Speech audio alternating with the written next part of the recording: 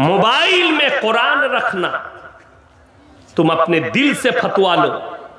अगर दिल से फतवा कोई लेगा, समझ लेना যারা বলছে নিজের মনের সঙ্গে ফতোয়া লাও, এটা যদি শরীয়ত হতো মানুষের কাছে মদটা তাহলে হালাল হয়ে যাবে তার দিলের কাছে ফতোয়া দিলে। আপনি ফতোয়া দিতে পারেন না, ফতোয়া মৌলবীর কাছে নিতে হবে, আলেমের কাছে নিতে হবে, ফতোয়া আপনি দিতে পারেন না। তার কারণ কি জানেন? আমি একবার আমার গ্রামে একটা ছাগল অ্যাক্সিডেন্ট হয়েছে। ছাগল অ্যাক্সিডেন্টের পরে পাড়ার লোক সেটাকে জবাই করেছে, রক্ত গড়িয়ে গেছে, ছাগলটা কিন্তু লড়েনি। মাদ্রাসায় এসছে, এসে একজন মৌলভী সাহেবকে জিজ্ঞেস করছে যে ভাই ছাগলটা জবাই করেছি, রক্ত গড়িয়ে গেছে, আমি শুনছি দূর থেকে, ছাগলটা খাওয়া যাবে না যাবে না? সে বলছে কিতাব দেখে বলবো। আমি বললাম আপনার কিতাব দেখতে যদি কাল পর্যন্ত সময় রাখে তো ওটাকে ফ্রিজে ভরে রাখবে? কথাটা বুঝতে পারেননি? আমি তাকে বললাম শোনো, এইখানে মশলাটা শুনেলেন, আলেমের কত প্রয়োজন। এই যিনারা আলেম আছেন, মৌলবী আছেন, তারা বলবেন না আপনারা কি বলছেন ওই ছাগলটা আর খাওয়া যাবে? কথা বলে না, এই খাওয়া যাবে না। এই জন্যই স্টেজে আমরা, তোমরা নিচে শুনেলেন মশলাটা। ছাগল মানুষ যখন অ্যাক্সিডেন্ট হয় তখন বেহুশ হয়ে গেলেও মারা যায় না। যে জীবটা মারা যায় তার রক্ত আর গড়াবে না, বিন্দু মাত্র বেরোবে না, স্টপ হয়ে যায় নিজের জায়গায় রক্ত। ছাগলটা বেঁচে ছিল তাই ফিক দিয়ে তার রক্ত গড়িয়েছে, ছাগলটা খালি বেহুশ হয়ে গেছে, অর্থাৎ ওই ছাগলের মাংসটা খাওয়া জায়েজ আছে। এই জন্য মৌলবীর কাছে ফতোয়া, তুমি তোমার দিলে ফতোয়া নিতে পারবে না। দিল থেকে ফতোয়া লো, দিল থেকে ফতোয়া লাও। মোবাইলে কোরআন শরীফ যারা রেখেছে ওটা জায়েজ নাই। ফতোয়া কে দিচ্ছে? 3 দিন 4 দিন তবলিগ থেকে ঘুরে এসে সে ফতোয়া দিচ্ছে। বড় কষ্টের বিষয়, দুঃখের বিষয়।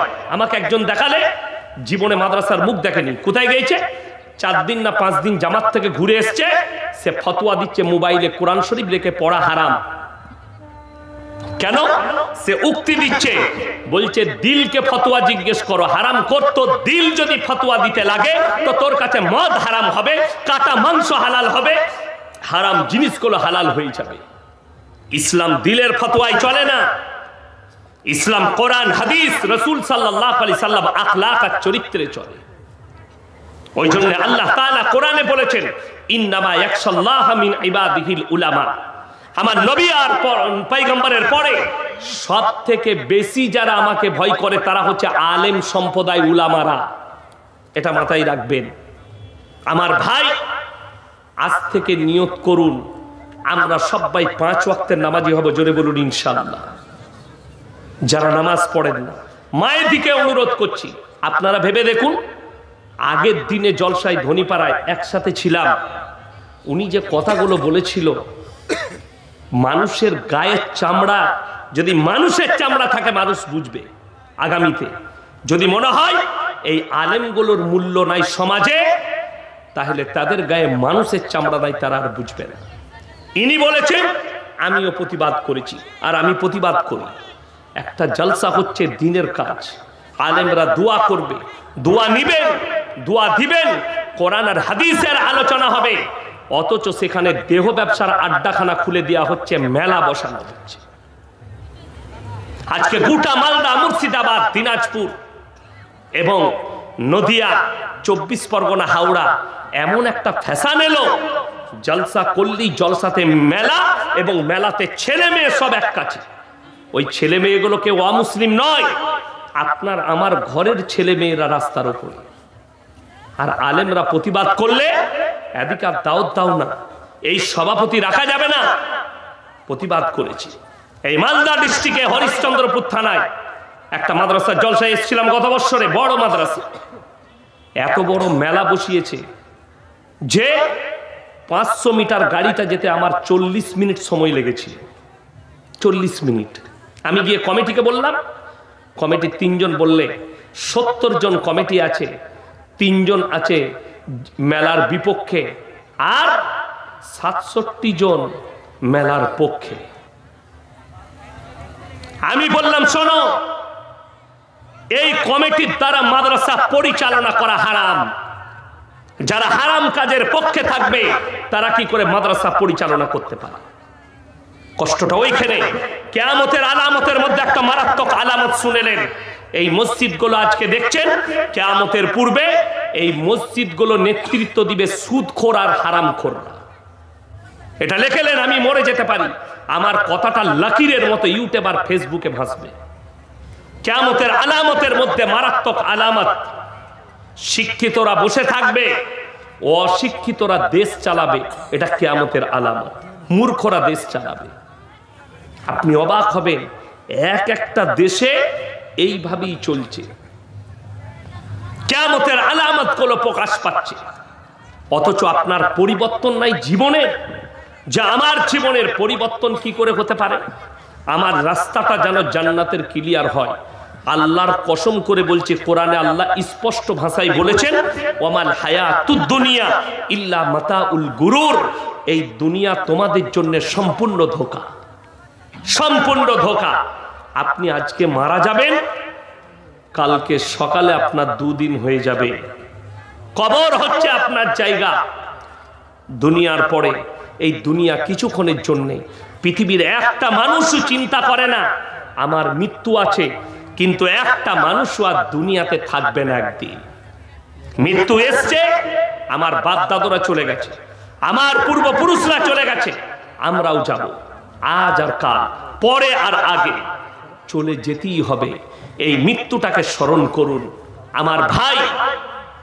মৃত্যু এমন একটা দিক, পৃথিবীর যতগুলো ধর্মের মানুষ আছে সবাই একে অপরকে অস্বীকার করবে। আল্লাহর কসম, মৃত্যুকে কেউ অস্বীকার করতে পারবে না। মৃত্যু যে অনিবার্য, এটা আপনাকে বিশ্বাস করতে হবে মাথা নত করে। আপনার কাছে পৌঁছাবে, আপনার স্ত্রী, আপনার সন্তান, আপনি সব পৌঁছাবে।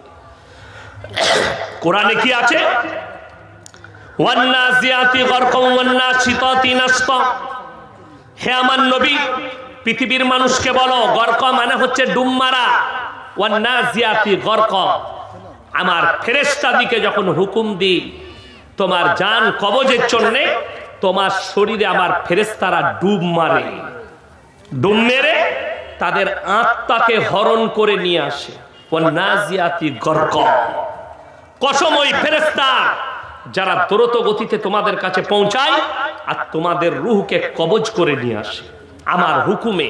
ওয়ান্নাশিতাতি নাশতা, আরো আমি কসম খাচ্ছি ওই ফেরেশতা যারা দ্রুত গতিতে তোমাদিকে কবরে শোয়ানোর পরে যখন তোমার আত্মীয়রা ফিরে যায়, আমার হুকুমে ওই ফেরেশতারা দ্রুত গতিতে পৌঁছায় এবং তোমাদের বাঁধনগুলো খুলে দেয়। আপনি কোরআনের উপরে বিশ্বাস রাখুন যে কবর আপনার অনিবার্য, কিয়ামতের ময়দান আপনার অনিবার্য।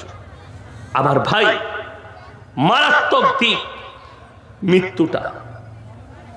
কেউ পৃথিবীর অস্বীকার করেনি। রাজা, বাদশাহ, পণ্ডিত, আমি আপনি, সে তিনি, সকলে চলে গেছে। আল্লাহর হাবিব সাল্লাল্লাহু আলাইহি সাল্লাম যখন খবর হলো নবীজি দুনিয়া ছেড়েছেন, সাহাবীরা কাঁদছেন বাচ্চা ছেলের মতো।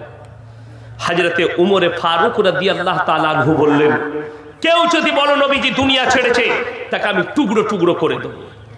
হযরতে আবু বকর সিদ্দিক রাদিয়াল্লাহু তাআলা আনহু বুকে জড়িয়ে বললেন, হে উমর, তুমি যদি বলো নবীজি দুনিয়া ছাড়েনি, কোরআনকে মিথ্যা বলা হবে। কুল্লু নাফসিন যায়কাতুল মাউত, যতগুলো জানদার দুনিয়াতে এসছে সকলকে মৃত্যুর স্বাদ গ্রহণ করতে হবে। উমরের চোখ দিয়ে পানি। মেনে নিতে হয়েছে নবীজি চলে যাওয়াটা। আর আপনি কি ভাবছেন আপনি থেকে যাবেন? আজকে লোক হক কথা বলতে ভয় খাচ্ছে, সত্য কথা বলতে ভয় খায়। আমার বাপ দাদরা মিথ্যা কথা বলতে ভয় খেত। কিসের জন্য? খালি গুনাহ হবে, পাপ হবে বলে। আজকে লোক তো সত্য কথা বলতে ভয় খাচ্ছে, কলারটা কেউ টিপে ধরবে বলে। কিন্তু মুসলমানের আকীদা হওয়া দরকার, বিশ্বাস হওয়া দরকার। হকের জিত আছে, না হকের জিত নেই। হক প্রতিষ্ঠিত হবে, না হক কোনোদিন প্রতিষ্ঠিত হবে না। তার দুটো জিনিস শোনাবো, একটা কোরআন, একটা হচ্ছে আরবি কিতাবের একটা গল্প বললাম, এটা কোনো হাদিস কুরআন নয়, আরবি কিতাবে গল্পটা এসছে। এটার মধ্যে শিক্ষা আছে যে হকের জিত হয়, না হকের জিত হয় না। একজন বাদশা 80 বছর বয়স হয়ে গেছে, বৃদ্ধ, কিন্তু তিনি ইমানদার বাদশা, হকের ওপরে টিকে থাকা বাদশা। তিনি মনে মনে চিন্তা করলেন, আমার 80 বছর বয়স হয়ে গেছে, আমি যদি কালকে মারা যাই, আমার এই রাজত্বতে যদি কোনো বেঈমান রাজা চলে আসে, আমার প্রজারা কষ্ট পাবে। তাই আমি বেঁচে থাকতে থাকতে একজন ইমানদার বাদশা নিযুক্ত করে যেতে হবে। এরপরে বাদশা এলান করলেন, হে আমার রাজ্যের যত 25 থেকে 30 বছরের যুবক আছো, সবাই আমার রাজ দরবারে অমুক তারিখে হাজিরি দাও। সবাই রাজ দরবারে হাজির। বাদশা 3টে বেটা, সেই 3 জন মনে মনে ভাবছে, আব্বা যখন রাজ্যের এতগুলো যুবককে ডেকেছে, তাদের সামনে আমাদের 3 ভাইয়ের মধ্যে একজনকে বাদশা ঘোষণা করবে। সমস্ত যুবক হাজির। এরপরে বাদশা বললে, হে আমার 3 জন সন্তান, তোমরাও লাইনে দাঁড়িয়ে যাও। তারা অবাক, লাইনে দাঁড়িয়ে গেল। এরপরে বাদশা এলান করলেন, হে আমার রাজ্যের যুবকেরা শোনো, তোমাদের কাছে আমি 1 বছর ধরে একটা পরীক্ষা নেব। পরীক্ষা হচ্ছে, একটা করে ফলের বীজ দেব, যার গাছটা 1 বছর পরে সব থেকে সুন্দর হবে, তাকে আমি রাজত্ব দান করব। তিনার প্রজাকে বললেন, রে আমার কামরা থেকে বীজের বস্তাটা নিয়ে এসে ঢেলে দাও। ফলের বীজগুলো ঢেলে দিলে, তোমরা একটা করে নিয়ে নাও। সব যুবক একটা করে বীজ কুড়িয়ে নিয়েছে। লাস্টে একটা পড়ে আছে। একজন ইমানদার ছেলে, তার নাম মাহমুদ, বুড়ি মায়ের সঙ্গে ঝুপড়ি বাড়িতে বাস করে, লোকের বাগানে কাজ করে, খেজুরের বাগানে। সে তখন এসে লাস্টের বীজটা কুড়িয়েছে, বাড়ি গেছে। মা, বাদশা বলেছে, যার গাছটা 1 বছর পরে সব থেকে সুন্দর হবে, তাকে রাজত্ব দান করবে। যেভাবে টবে গাছ লাগায়, বীজ রোপণ করেছে, পানি প্রত্যেক দিন দিচ্ছে। 3 মাস হয়ে গেল। গোটা রাজ্যের যত যুবক আছে, সব বাড়ির টবে গাছ বেরিয়েছে, কিন্তু মাহমুদের টবেতে কোনো গাছ বের হয়নি। মাহমুদ নামাজ পড়ে আল্লাহকে বলছেন, আল্লাহ, আমি হকের ওপরে আছি, ইমানদার, আমার টবে কেন গাছ বের হয়নি? আল্লাহ তুমি বার করে দাও। আল্লাহর ওপরে বিশ্বাস, হকের ওপরে টিকে। 6 মাস হয়ে গেল, 9 মাস হয়ে গেল, এমনকি 12টা মাস কেটে গেল, কিন্তু মাহমুদের টবেতে কোনো গাছ বের হয়নি। এরপরে বাদশা এলান করলেন, হে আমার রাজ্যের যুবকেরা শোনো, অমুক তারিখে তোমরা সবাই সকালে নিজের নিজের গাছ নিয়ে আমার রাজ দরবারে হাজিরি দাও। সমস্ত যুবক নিজের নিজের গাছ নিয়ে ফজরের পরে গোসল করে সব বেরিয়েছে রাজ দরবারে। ফজরের নামাজ পড়ে মাহমুদ মন মারা হয়ে বাড়িতে বসে আছে। মা বললে, বাবা, তোমার মন এত খারাপ? মা, বাদশা আজকে যেতে বলেছে, সকলকে গাছ নিয়ে, আমার টবেতে কোনো গাছ নেই, আমি কি নিয়ে যাব? তিনার বুড়ি মা বললেন, বাবা মাহমুদ, তুমি হকের উপরে টিকে আছো, তুমি এই খালি টব নিয়ে চলে যাও। মাকে বললে, মা, আমাকে পাগল বলবে লোকে। বলে, আমি বলছি নিয়ে যাও। মাহমুদ গোসল করে সিলাই করা যে জামাই ছিল, জামা পরে চলে গেল টবটা নিয়ে, খালি টব। একবারই পেছনে দাঁড়িয়েছে। সব যুবকরা যখন দেখেছে এই ছেলেটার টবে কোনো গাছ নেই, সবাই হাসছে, পাগল বলছে। পাগল বলবে না? বলবে না। সবারই টবে গাছ, তার টবে গাছ নেই, সবাই হাসছে। বাদশা এলো, সিংহাসনে স্টেজে চলে এলো। বাদশার সিংহাসন রেডি। বাদশা সমস্ত গাছগুলো পরিদর্শন করলেন। এরপরে বাদশা এলান করলেন, হে আমার রাজ্যের যুবকেরা শোনো, তোমাদের মধ্যে একদম পেছনে একজন যুবক আছো যার টবেতে কোনো গাছ নেই, তোমার নাম কি? বললে আমার নাম হচ্ছে মাহমুদ। তুমি তোমার ওই খালি টব নিয়ে আমার রাজ দরবারের সিংহাসনের কাছে এসো। মাহমুদ ভয়ে ভয়ে খালি টবটা নিয়ে সিংহাসনের কাছে নামালেন আর বললেন, বাদশাহ, আমি একজন 5 ওয়াক্তের নামাজি ইমানদার ছেলে, আমি বীজ রোপণ করেছি, মেহনত করেছি, জানি না কেন আমার টবে গাছ বের হয়নি। বাদশাহ মুচকিয়ে হাসলেন আর বললেন, মাহমুদ ভয় খাচ্ছ, উঠে এসো। বাদশাহ সিংহাসন থেকে উঠে দাঁড়িয়ে গেলেন আর বললেন, চলো তুমি সিংহাসনে বসো। অবাক, বসো। মনে মনে মাহমুদ ভাবছে, আল্লাহ, বাদশাহ আমার সাথে মজাক করছে, ভাববে না ভাববে না। বাদশাহ এলান করেছে, গাছ ভালো হলে তবে রাজত্ব দেবো, তার তবে গাছ নেই। বাদশাহ অথচ বলছে সিংহাসনে বসো। ভয়ে ভয়ে বসলো। সব ছেলেরা হাসি মজাক করছে যে বাদশাহ মজাক করছে তার সাথে। এরপরে বাদশাহ বললে, হে আমার রাজ্যের যুবকেরা শোনো, আজকে আমি তোমাদের সামনে একজন ইমানদার বাদশাহ নিযুক্ত করছি, যার নাম হচ্ছে একমাত্র মাহমুদ। সমস্ত যুবক বলল, আপনি বলেছেন যার টবের সব থেকে সুন্দর গাছ হবে তাকে আপনি রাজত্ব দিবেন। অবশ্যই বলেছিলাম, কিন্তু আমি তোমাদেরকে যে বীজটা দিয়েছি ওটা গরম পানিতে সিদ্ধ করে দিয়েছিলাম। তোমাদের টবে কেমন করে গাছ হয়েছে?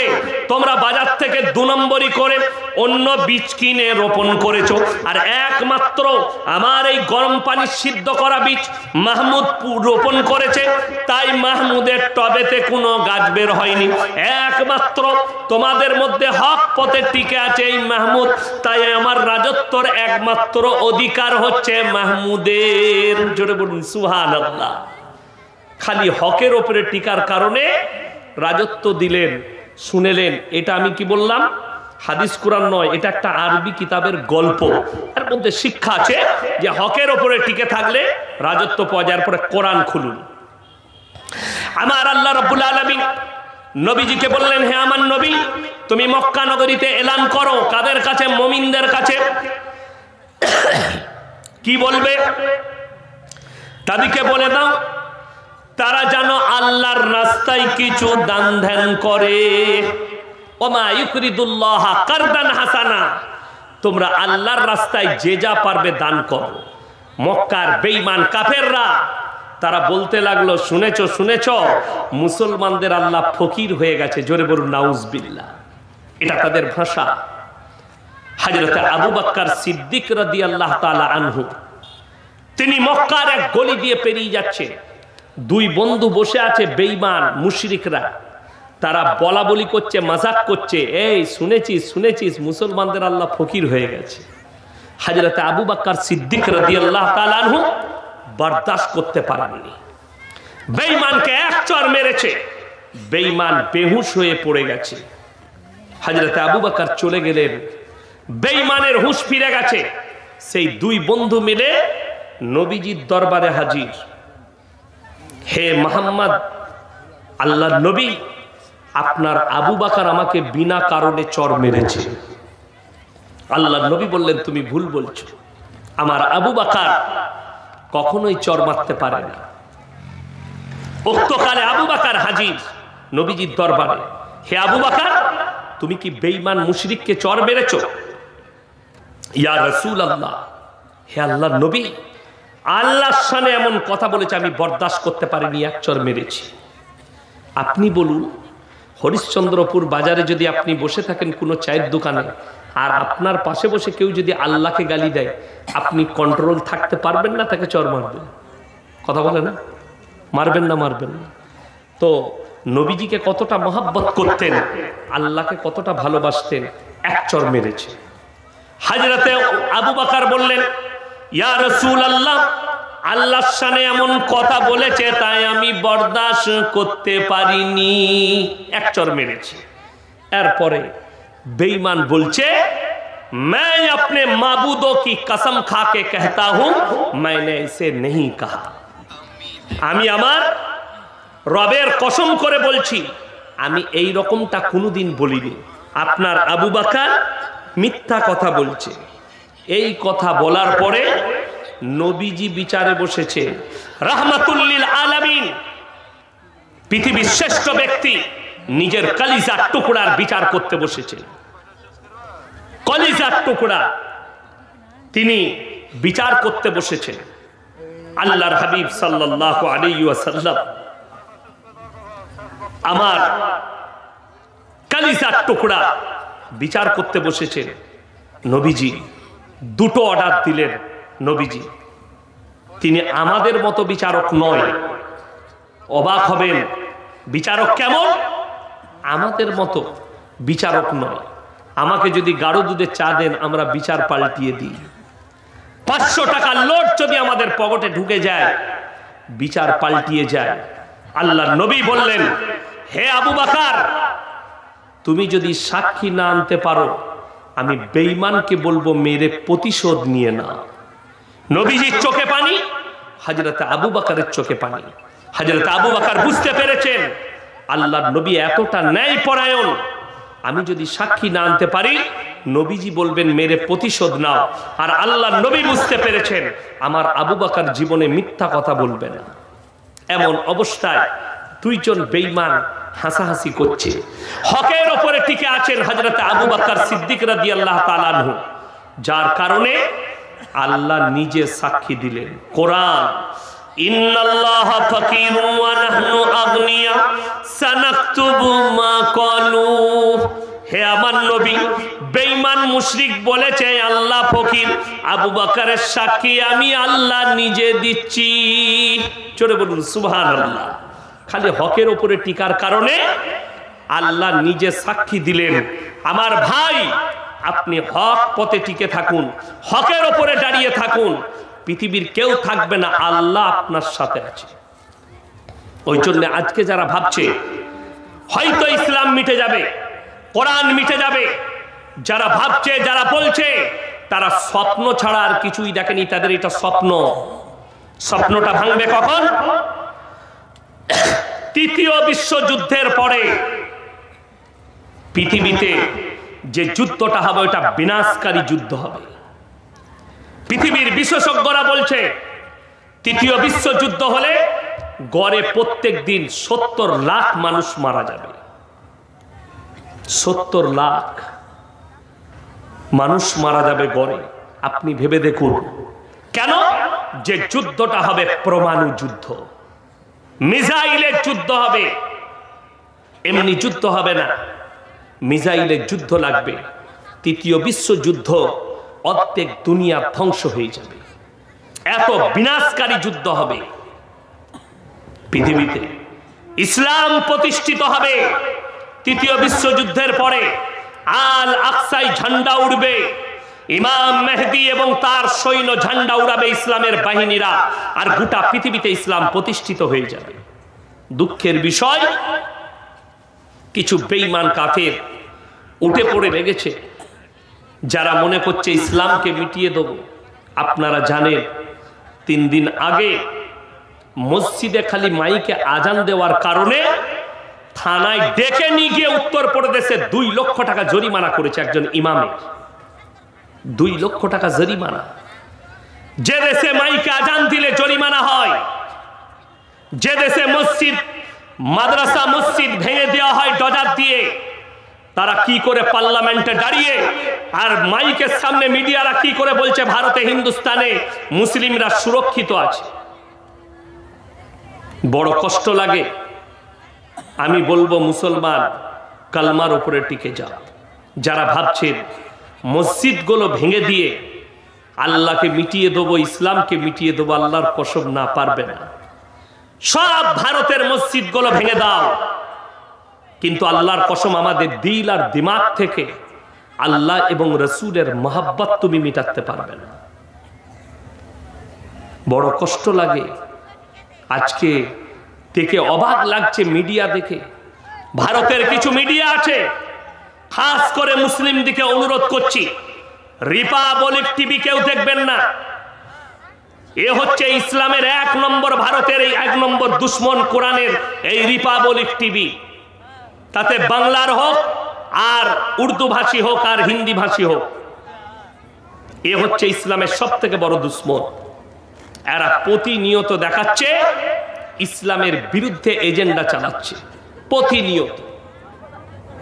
বড় কষ্ট লাগে, দুঃখ লাগে। এদের কাজটাই হচ্ছে এটা, মুসলিমদিকে সন্ত্রাসবাদ বলছে, অথচ মসজিদ ভাঙছে অন্যজন। মুসলমানকে সন্ত্রাসবাদ বলা হচ্ছে, অথচ একটা মুসলমানের কাছে কিচ্ছু পায়নি, মোবাইল পেয়েছে সন্ত্রাসবাদ। কিন্তু বড় কষ্ট লাগে, আপনার এই উড়িষ্যা রাজ্যে, উড়িষ্যায় একজন স্বাস্থ্যমন্ত্রীর বডিগার্ড এসআই তাকে গুলি করে হত্যা করেছে। মুসলমান যদি সন্ত্রাসবাদ হয়, নেতাজিকে, গান্ধীজিকে যেনারা হত্যা করেছিল সে কি মুসলমান ছিল? ইন্দিরা গান্ধীকে যে হত্যা করেছিল সে কি মুসলমান ছিল? রাজীব গান্ধীকে যে হত্যা করেছিল সে কি মুসলমান ছিল? দিল্লির সড়কে রাস্তায় শিখ দিকে যারা কেটেছিল তারা কি মুসলিম ছিল? আমার ভাই, ইসলাম টেররিজমকে সাপোর্ট করে না, ইসলামের সন্ত্রাসবাদকে সাপোর্ট করি না। ইসলাম হচ্ছে শান্তির ধর্ম, আমরা শান্তির বার্তা দিই। লাস্টে আমি আপনাদেরকে একটা কোরআন শোনাই, ওয়ালা তাসুব্বুল্লাযীনা ইয়াদউনা মিন দুনিল্লাহি ফায়াসুব্বুল্লাহা আদওয়াম বিগাইরি ইলম। তোমরা তাদেরকে গালি দিও না যারা আল্লাহ ব্যতীত অপরের উপাসনা করে। তাদের দেবদেবীকে গালি দিও না, তাদের ধর্মকে গালি দিও না। অজ্ঞাত অবস্থায় সে আল্লাহকে গালি দিয়ে বসবে, অজ্ঞাত অবস্থায় সে আল্লাহকে গালি দিয়ে বসবে, ক্ষতিটা তোমার হবে। আপনি শিরক বুঝান, আপনি বেদাত বুঝান, আল্লাহ যে এক এবং অদ্বিতীয় এটা মানুষকে বোঝান। আল্লাহ ব্যতীত অপরকে রব হিসাবে মানা এটা শিরক এবং পাপ, এবং কোন ইসলামিক যুক্তি এবং দুনিয়াবি যুক্তিতেও আল্লাহ ব্যতীত অপরকে উপাস্য মানার কোন রাস্তা নেই। এটা আপনি বুঝাতে পারেন, কিন্তু কারো দেবদেবীকে গালি দিতে পাবেন না, কারো ধর্মকে গালি দিতে পাবেন না। এটা কোরআন আল্লাহ নিষেধ করলেন স্পষ্ট। এটা আমরা ডাইরেক্ট বলি আমার ধর্মের মানুষকে, কিন্তু কষ্ট লাগে। ভারতবর্ষে একটা কোথাও দেখাতে পারবেন না কোন মুসলিম এক কাছে জড়ো হয়ে কোন একজন হিন্দু ভাইয়ের কলার ধরে বলেছে যে শোনো, আল্লাহু আকবার, নারায়ে তাকবীর বলো। জীবনে একটা পুরুষ এই হারামখোরের আওলাদ মিডিয়াওয়ালারা দিতে পারবে না। চ্যালেঞ্জ দিলাম, Republic TV, Republic Bangla TV, আজ তাক, এবিপি আনন্দ, যতগুলো নিউজ 18 বাংলা, তোমাদের কিয়ামতের সকাল পর্যন্ত সময় রইল। একটা প্রুফ দাও যে মুসলিমরা কলার ধরে বলেছে, জোরে বলেছে আল্লাহু আকবার বল, একটা ক্লিপ দাও বার করে, আর আমি তোমাকে দেখিয়ে দেবো 100টা ক্লিপ, 1000টা দেখিয়ে দেবো ভারতবর্ষে মব লিঞ্চিং হয়েছে ধর্মের নামে। মুসলমানের কলার ধরে বলা হয়েছে জয় শ্রীরাম বল, দাড়ি ধরে মার্ডার করা হয়েছে জয় শ্রীরামের নাম নিয়ে। আরে গোবর ভক্ত, अंध भक्त, कान खुलकर सुन लो, तुम्हें देखकर तो श्री राम जी को भी शर्म आ रही है कि मेरे नाम लेके लोगों को हत्या कर रहा। श्री राम जी नाम लिए তোমরা বলছো। আরে গোটা পৃথিবী জানে, পৃথিবীর একটা দেশের কোন মিডিয়া, কোন বৃদ্ধ লোক কেউ প্রমাণ দিতে পারবে না যে মন্দির ভেঙে বাবরি মসজিদ হয়েছে, কিন্তু গোটা পৃথিবী দাঁড়িয়ে দেখেছে মসজিদ ভেঙে দিয়ে মন্দির তৈরি করা হয়েছে। এটা গোটা পৃথিবী দেখেছে। যারা শিক্ষিত আছেন তারা সুপ্রিম কোর্টের জাজমেন্টটা পড়ে নেবেন। সুপ্রিম কোর্ট জাজমেন্ট দিয়েছে, আমাদের কাছে কোনো প্রুফ নাই যে এখানে মন্দির ছিল, কিন্তু আমাদের কাছে প্রুফ আছে মসজিদটা ভেঙে গুড়ি দিয়ে মন্দির তৈরি করা হয়েছে। এটা প্রুফ। আমরা যতদিন বাঁচবো ততদিন বলবো, কিছুই করতে পারবে না। আজকে কষ্ট লাগে। বোম্বেতে কুরবানির সময় একজন দাড়িওয়ালা চাচা খাসির মাংস ডিব্বা করে লোকাল ট্রেনে যাচ্ছে তার মেয়ের বাড়ি, তাকে খালি থাপ্পড় মেরেছে গালেতে গরুর মাংস বলে। থাপ্পড় মেরে চোখ লাল করে দিয়েছে। अरे सुन लो, ग्रुप में शिकार सुअर करता है और अकेले शिकार शेर करता है। अगर हिम्मत है तो अकेला शिकार कर, आकर सुअर के ढूंढ में शिकार करता है। একটা বৃদ্ধ লোককে মেরে সে বলছে আমি ধর্মকে বাজাবো। যদি হিম্মত থাকে একা আয়, এসে face to face hand to hand মুলাকাত কর, দেখি তুই কত মায়ের দুধ খেয়েছিস। ট্রেনে একা কেউ কি পেলে তাকে মার্ডার করে দিলে 10 জন মিলে, এটা মারদানগি নয়। সুअरরা গ্রুপে শিকার করে, কুত্তা গ্রুপে শিকার করে, কিন্তু শের একেলা। বড় কষ্ট লাগে। এইরকম কতগুলো মব লিঞ্চিং হয়েছে দেখেছেন। মালদা ডিস্ট্রিক্টের দুটো ছেলে গরুর গোশের নাম করে হরিয়ানায় মার্ডার করে দেওয়া হলো কিছুদিন আগে, এখনো 2 মাস হয়নি মার্ডার হয়ে গেল। আজও পর্যন্ত তাদের ঘরে বুলডোজার চলেছে? চলেনি। এই কুত্তা মিডিয়ারা প্রকাশ করতে পারেনি। সংসদে যারা হামলা করেছিল, যে ছেলেগুলো পার্লামেন্টে ঢুকে যারা হামলা চালিয়েছে সংসদে, তারা কোনো মুসলিম ছিল না, 3 জন ছিল, 3 জনই হিন্দু। কেসটাকে দাবিয়ে দেওয়া হলো। এরা বাংলাদেশের মন্দির ভাঙা দেখাতে পাচ্ছে, এরা সিরিয়ার যুদ্ধ দেখাতে পাচ্ছে, ফিলিস্তিন গাজা দেখাতে পাচ্ছে, ইউক্রেন দেখাতে পাচ্ছে, রুবিকা লিয়াকাতের মতো হারামের আওলাদ। মণিপুর দেখাতে পারেনি। মণিপুরে মা দিকে ন্যাংটো করে ঘোরানো হচ্ছে নারীকে, এরা মণিপুর দেখাতে পারেনি। কেন? तुम लोग तो पले हुए कुत्ती हो। आज हिंदुस्तान के मीडिया कुत्ता बन चुका है, राजनैतिक दलों का कुत्ता। तुम लोगों की गले में कुत्ते के पट्टा डाल दिया। इसीलिए आज हिंदुस्तान में किसी मुसलमान से खतरा नहीं, किसी हिंदू से खतरा नहीं, किसी सिख और ईसाई से खतरा नहीं। अगर हिंदुस्तान में सबसे ज्यादा खतरा है तो इलेक्ट्रिक मीडिया है, जो दंगा फैलाने का काम कर रही है। पूरे हिंदुस्तान में हिंदू और मुसलमान 24 घंटा ये मीडिया वाले कर रहा है और जहर डाल रहा है लोगों की जहनों पर।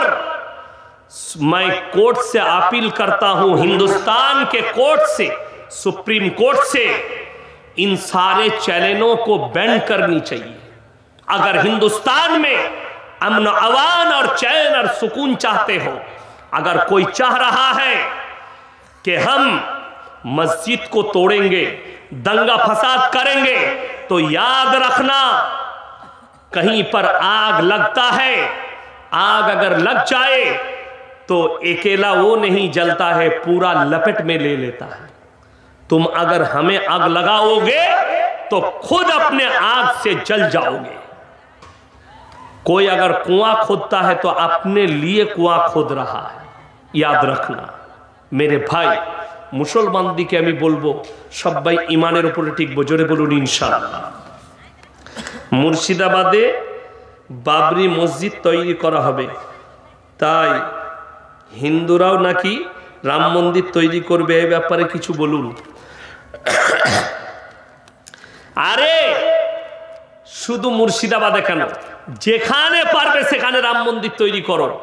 কালকে আমি ছিলাম মুর্শিদাবাদে, আমার প্রোগ্রামে ওখানকার এমএলএ বাবু ছিলেন হুমায়ুন কবির, আমার বন্ধু মানুষ, আমাকে আব্বাকে, আমার আব্বাজিকে ভালোবাসেন, অনেক প্রোগ্রামে থাকি। উনি বলেছেন আমি সম্পত্তি বেচেও 1 কোটি টাকা দেবো বাবরি মসজিদ করার জন্যে। আমি বলেছি আমি ইয়াসিন 20,000 টাকাও দেবো ইনশাআল্লাহ। আর ইনশাআল্লাহ বাবরি মসজিদ যখন বলেছেন হুমায়ুন কবির বাবু, বাবরি মসজিদ মুর্শিদাবাদে তৈরি হবে।